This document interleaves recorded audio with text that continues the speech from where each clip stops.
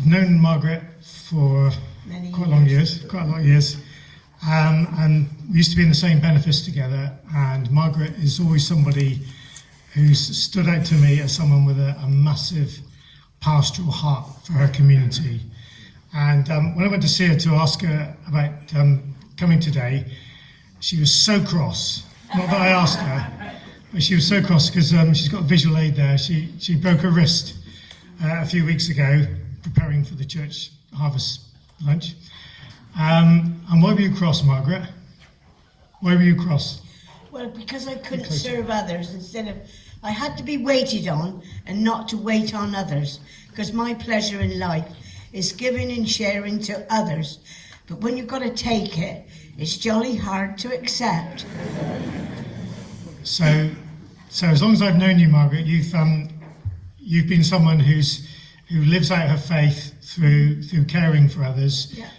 For a number of years, you hosted people in your home, didn't you? You looked after people in your house, and your cooking is legendary, and your baking is legendary. But why do you think God has called you in that role? Because I love people, and I spend a lot of time on the telephone now because I'm housebound, more or less, and I listen to what people say to me, and I can only be their comfort if, with God's help, hopefully to give the right answer, because as you all know, it's easy to listen and give your advice back, but it's harder to listen to them and try and find the best way around it, and that's what I've tried to do all my life. I've been a Christian all my life. As I said earlier, I found my faith back again after my son had a terrible accident, which Rob knows. So really, I'm thankful, but I do not like being helped. I like to help others.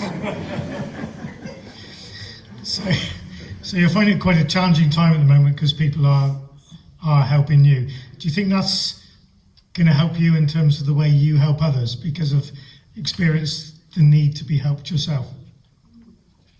How do I answer that?